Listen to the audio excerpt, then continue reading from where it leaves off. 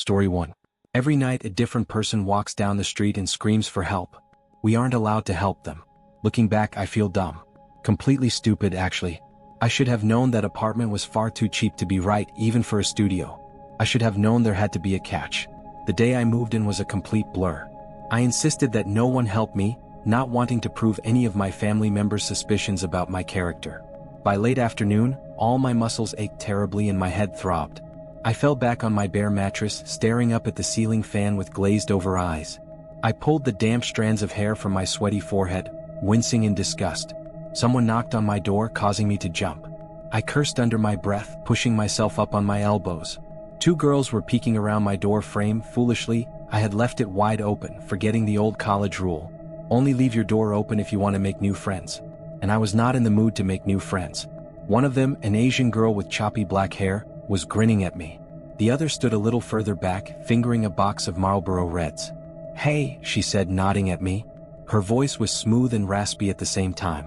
"Did you just move in?" I laid back down, rubbing my face with both hands, choosing not to bother with manners. "Yeah. About 5 seconds ago." "Cool." The girls walked in, evidently ignoring my very clear body language. The girl with the black hair ran her fingers along the edge of my desk, and then picked up a little ceramic duck from my unpacked box of trinkets. "Grandma," I explained, feeling strangely defensive. "Cute," she replied, holding it up to her face. "Has anyone told you yet?" The other girl asked abruptly, looking around my apartment. She had tucked the cigarettes into the back pocket of her jeans, and was now tugging at her long red braids.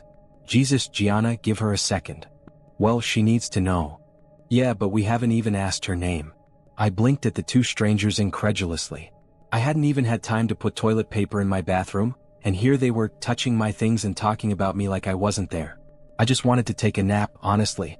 "My name's Arden," I said. The girl with the red braids, Gianna, sat down next to me on my bed. "Did they tell you?" "Tell me what?" "Oh, of course they didn't. The rules." I blinked again, my face blank. I didn't know about any rules besides the typical renting ones. I had signed the lease after, at best, skimming over it. The landlord was a skinny woman who smelled of ashes, and I was fairly certain she had never developed the facial muscles necessary for smiling. I wasn't about to ask her any follow-up questions, especially when the rent was so cheap. The other girl laughed nervously. "Where did you move here from?" I ignored her. "What rules?" Gianna got a strange, wicked sort of smile on her face, bouncing a little on my mattress. The other girl sighed loudly. "Something happens here every night," she began, pulling out my rickety office chair and sitting down. "Something weird." "Like what?" I sat up, frowning at her. Finally, my interest was piqued. "Someone walks down the street," Gianna said, her voice reminding me of a camp counselor telling a scary story around the bonfire. "That one right down there." She pointed at my window. "It's someone different each night. They scream for help for about an hour. But we aren't supposed to help them." I just stared at her. I felt a small chill run up my spine. I didn't know what to make of all this. "It happens at a different time every night," the other one said softly. "We never know when it's coming." "Why?" She shrugged almost sadly. "We don't know why." I scoffed, leaning my elbows against my knees. "I don't believe you." The girl shrugged. "You don't have to. You'll see for yourself." The look in her eyes made me want to believe her. She seemed sincere, but I couldn't even begin to fathom what they were saying being true. It was too strange, too outlandish. I knew this wouldn't be the nicest neighborhood, but it couldn't be that bad. It had to be a prank, they had to be hazing me or something. "We'll come back later," Gianna said matter-of-factly. "We'll show you." Before I could protest, she grabbed the other girl by the wrist and they were gone. I followed them to the door, watching them march down the hall, talking to each other in hushed voices. I closed my door behind them. That night, as promised, they came back. They came dragging along 2 boys. One was somewhat muscular, wearing a tight black t-shirt and baggy jeans, and my eyes were instantly drawn to a silver heart-shaped locket around his neck. He smiled at me and introduced himself as Will when he walked in. The other boy was smaller but chubbier and nervous-looking, with a buzz cut and ill-fitting cargo shorts. His name, I was told, was Mateo. The girl named Gianna came in carrying a bottle of wine, and that same slightly crumpled box of cigarettes. The other one, the girl I still didn't know the name of, was the only one who looked even somewhat apologetic. They all sat down on my dusty floor next to the window and motioned for me to join them. I sat between Will and the nameless girl, unsure whether I should continue feeling violated or if I should just give in to my strange, pushy neighbors. "Do you all live in this building?" I asked, hesitantly accepting the wine when it was passed to me. "Yeah," Will answered with a grin. It seemed half-hearted. "This building is where all the young people live. It's where they put us," Gianna cut in, lighting a cigarette. It didn't even occur to me to tell her not to smoke inside. "We've all been sorted out. Fuck you here." She's a bit of a conspiracy theorist. "It's not a theory," she snapped, glaring at him. "Look at the other ones. Next door, the middle-agers. People with kids but no grandkids. Across the street, old people. Not a single 20-something in that entire building." May tell him. So her name was May. I looked her over, admiring her smoky eye makeup and how she tied her hair up, long strands poking out like exploding fireworks. "Stop it," May muttered, reaching for the wine bottle. "You'll scare her." "I'm not scared." She just shrugged at me as if she didn't believe me. We passed the bottle around and then around again. I listened to them bicker and laugh. It was clear they'd all been friends for a while, and I felt a little bit like I was intruding, even though they were in my apartment.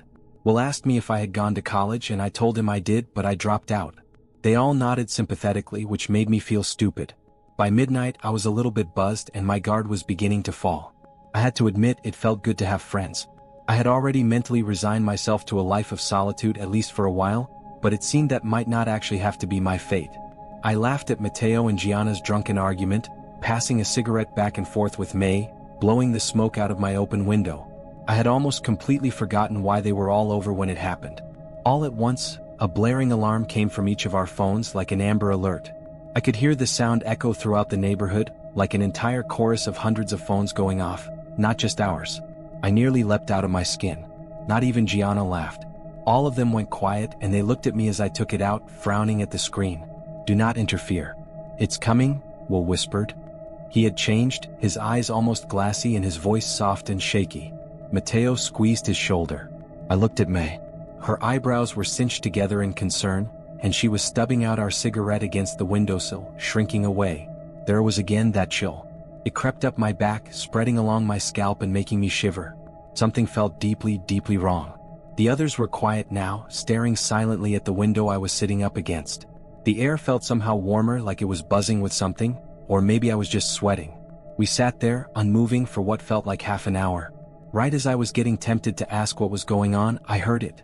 It was far away and faint, but I still heard it. A cry. It continued as it got gradually closer, louder, more desperate. "Help. Please, my God, someone help me." Slowly I leaned out the window. I had to see it with my eyes, had to confirm there was actually someone out there like they had said there would be. My new apartment was on the 4th floor, so it was hard to see who was down on the street without squinting.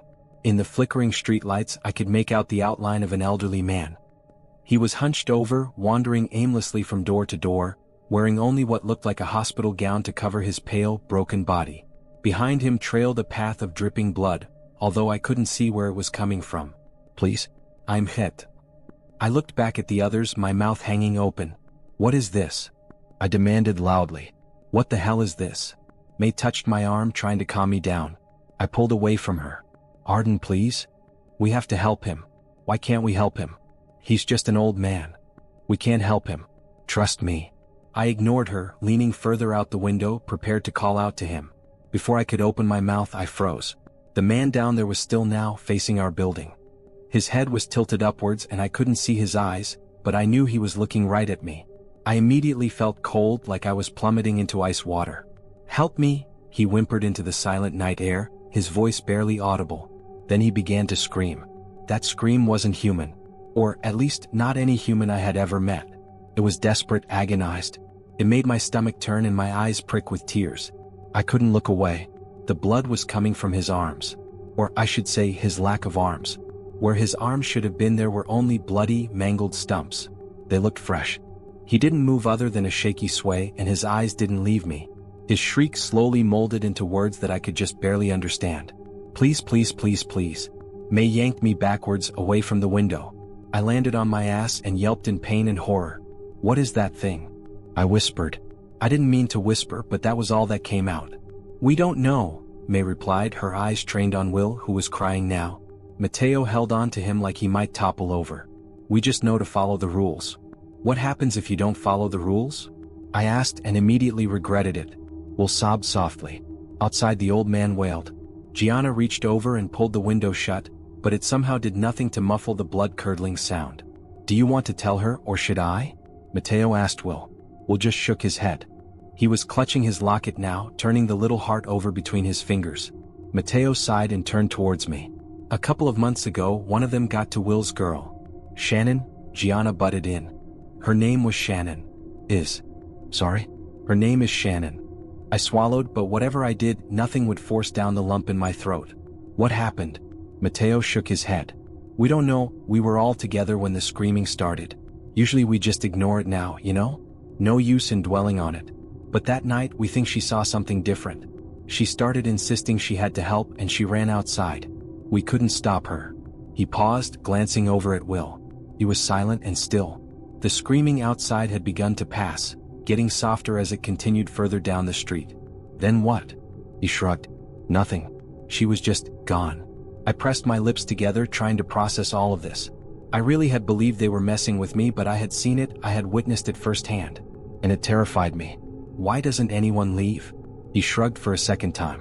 "Can't afford it, or people just don't care. Some people have left, but we all signed an NDA with the lease, so nobody ever knows." I frowned, thinking back to signing the paperwork, trying to remember. I could vaguely picture what he was talking about. I had just assumed it was more legal jargon that I would never understand. Had I seriously signed a non-disclosure agreement without even noticing? After that, I told them I wanted to go to bed. I needed time to process all of this. They understood, and each one of them said goodbye before leaving me alone. As I lay in the dark, staring at the ceiling, for some strange reason I thought of May's face when we had realized it was happening.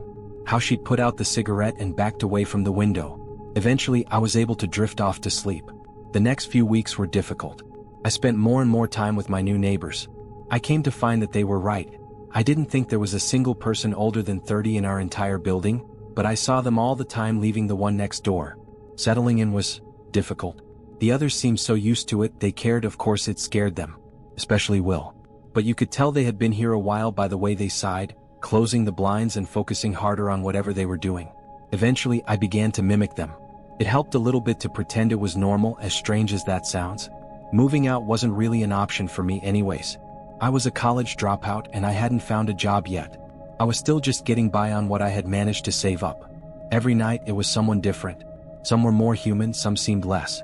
Some were drenched in blood, their clothes ripped and strange, but some looked fairly normal. The worst were the children. They would run like injured chickens, screeching and banging on doors, begging for help. Sometimes they would try different things, say different things. Like "they're coming." Like "I don't want to die." Or even "I'm sorry." There were a lot of children. One night, while I was half awake, an alarm went off. It wasn't like the one on our phones, it was blaring, only somewhat muffled by my window. My apartment glowed a flashing red from outside. I didn't even look. I was too scared of what I might see. I just covered my head with my pillow and tried to fall back asleep. I came to learn all of the theories, especially from Gianna. She thought we had all been chosen and predetermined to live here, all for some sick little government game. She thought maybe there were people betting on the different buildings, putting down money on who would interfere the least. "See that?" she said to me one day in the hallway returning from a coffee run. "Cameras everywhere." I didn't know if I believed her. I spent time with May mostly. We smoked on the front steps and people watched. It was strange to see what at night was such a sinister and gruesome neighborhood, during the day bright and lively. She didn't talk much about the rules. So I didn't either. We didn't talk all that much in general, I found, just enjoying each other's company. Right when I was beginning to feel comfortable was when it happened. It started with a birthday cake. "Happy birthday." As May walked through the door, Mateo blew into his plastic party horn. The paper inflated, smacking Will on the side of the head. May's hand flew to her heart. "Jesus Christ. You fuckers know I hate surprises." Gianna laughed and walked over to her. In her hand she held a chocolate cake, haphazardly adorned with sprinkles and bright pink icing that read, "Happy Birthday Amy," in the center. 24. She set down the cake on the dresser and threw her arm around May's neck. "How does it feel?" "Fucking awful." "That's the spirit." "Enough of this," Mateo cut in, weaving between them. "Let's eat some cake, then let's go." Their tradition, I had learned, was to bar hop for birthdays. They told me there was no curfew here, despite the rules, just a recommended time to be home, which was 10:30 p.m. Usually they said they got home before the alarm or spent the night somewhere else. We all took some cake. The boys took shots in the kitchen to pregame while I watched Gianna fuss over May's hair. I was never much of a partier. While at clubs or bars in college, I spent most of the time out back, chatting with the smokers. But then again, I was never much of a friend group person either, so maybe the circumstances were changing. I watched them all troop outside to Mateo's car. I stuffed myself in the back, incredibly conscious of how close I was pressed into May. My other shoulder rammed into the car door. Mateo's music, cranked up to maximum volume, hurt my ears, and the tiny space was packed with the smell of tobacco and various perfumes as we sped down the freeway toward the city, but it was nice. It was really nice. I found myself laughing with them, and I hooked my arm around May's when she weaseled her hand beneath my elbow. It was actually nice. As predicted, the bars they chose weren't exactly my scene. But this time, as opposed to college, I could stand it. I took shots, I followed them out for smoke breaks, I even danced under the low purple lights until my feet ached inside my chunky heels, surely riddled with blisters. By the time we got to our third bar, I couldn't even feel it anymore.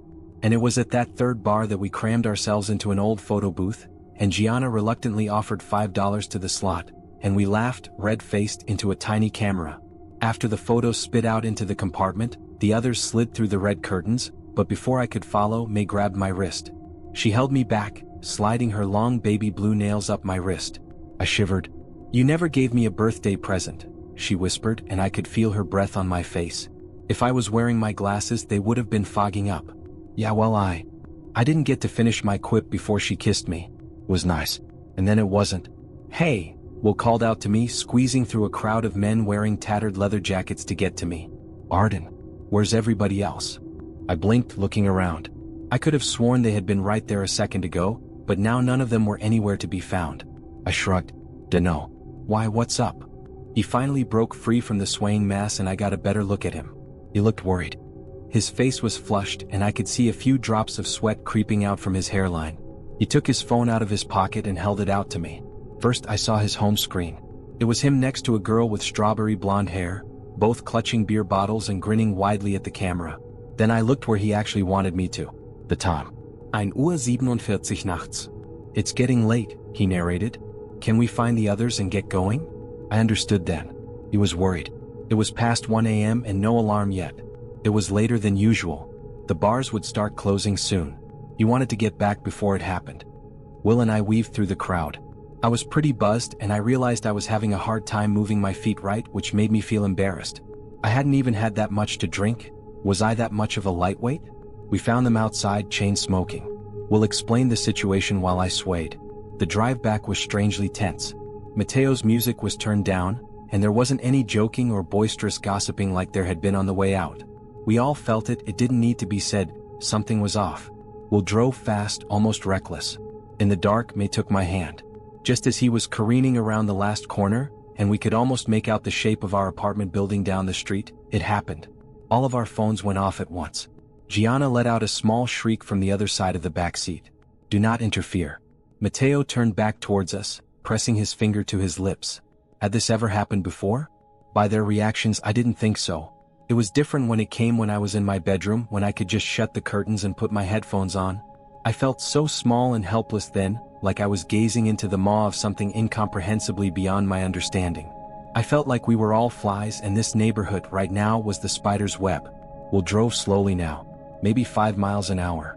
We were all still, we were all silent. Not even a stray breath cut through the quiet. Underneath the glowing streetlights, I could make out the side of Will's face. He was pale, and if I hadn't seen his knee shifting as he pressed down on the brakes, I could have mistaken him for a mannequin. The car came to a stop. I followed his gaze, all the way down the street to the dark horizon. And I saw what he saw. A silhouette. It was far too distant to make out what shape it took, but it was evidently humanoid. It moved in a shaky stumble, limping down the middle of the road in our direction. And in the overwhelming silence, I could hear it, far away but still deeply urgent. "Help me." "Will," Gianna hissed. "Turn the car around." Will didn't move. He just stared forward, as white as paper. It didn't make any logical sense, but I knew what he knew. It was too late now. There was no use. "Help me, please help." I could tell now that it was a girl from its voice, and its figure as it got closer. It was wearing some sort of white nightgown, not unlike the old man's hospital attire from that first night, stained with dark red blood. From here I couldn't tell if it was fresh or dry. I didn't know why that mattered to me. "Maybe," May whispered. Her arm shook against mine.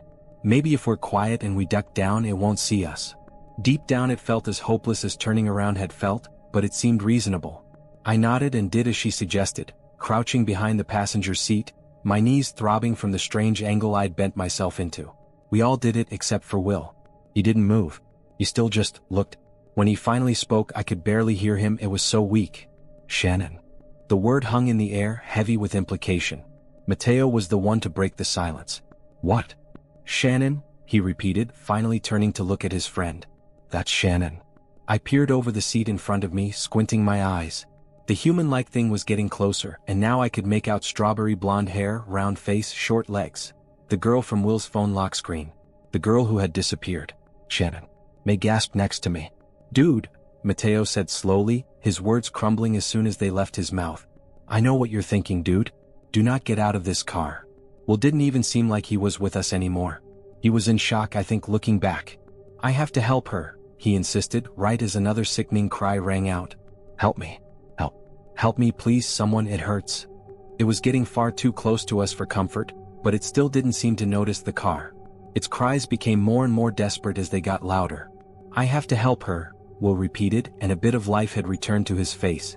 Mateo shook his head and grabbed at his sleeve. Will, that is not Shannon. Will glared at him, his eyes shining with tears. I know Shannon. That's her.